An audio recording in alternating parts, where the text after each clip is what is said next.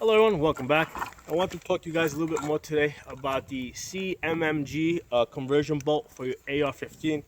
Basically, I took out the standard bolt and I put in a conversion bolt that allows this AR-15 to shoot 22 long rifles. So I bought a kit from Primary Arms. It was $160. It came with 3 of these magazines. Basically, you load them with 22 long rifle, put them in, charge it, and basically you're ready to shoot.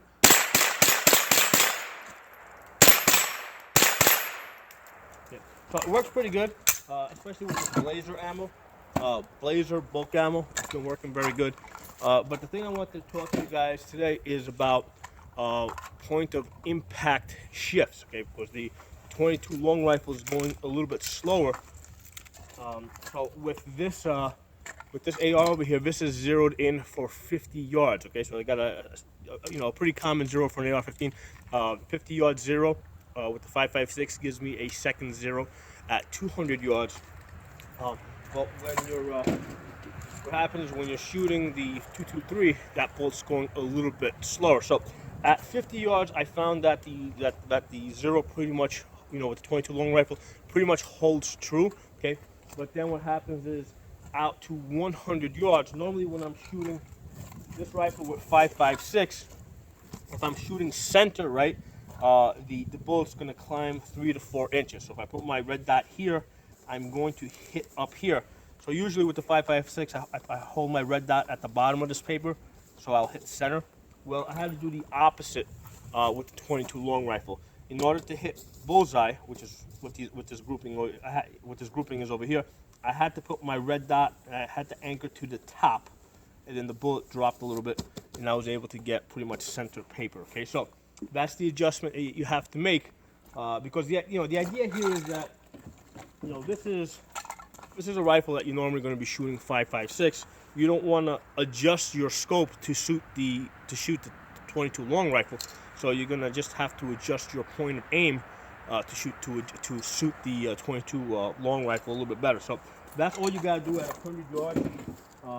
Instead of anchoring to the bottom of the paper, okay, you anchor to the top of the paper, and then you'll get a 3 to 4 inch drop. Okay, now on this rifle over here, I was shooting this yesterday.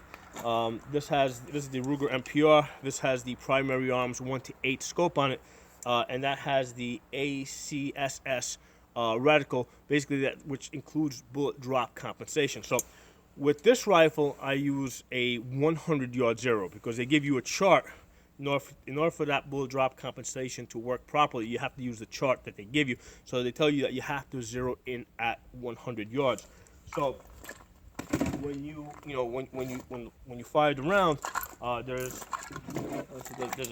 a line of sights up here, the bars down here. There's a 2.5 inch difference, and what happens? Your line of sight is straight, your barrel is pointed slightly up. So when the bullet comes out at 100 yards, it comes out and it meets your line of sight. However, the 22 long rifle is not going fast enough to ever rise that 2.5 inches and meet your line of sight. It only rises maybe a 1/2 inch out at 50 yards, and after that it starts dropping. So if you're using the ACSS reticle and you've got that 100 yard zero, what you need to do is you have to use the 600 yard mark. Okay, so that ACSS reticle, you use the 600 yard mark, and then basically put that 600 yard mark right on top of your bullseye, and you're gonna hit pretty much center. I was able to get a 5 inch group yesterday with that rifle. I posted that in another video that I did yesterday. But that's what you gotta do if you're using the 50 yard zero. Then basically at 100 yards, aim about 4 inches high.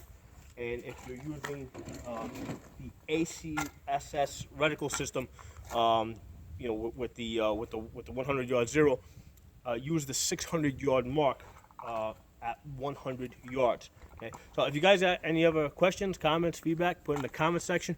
If you're not a member of the channel, subscribe. I'll see you guys soon.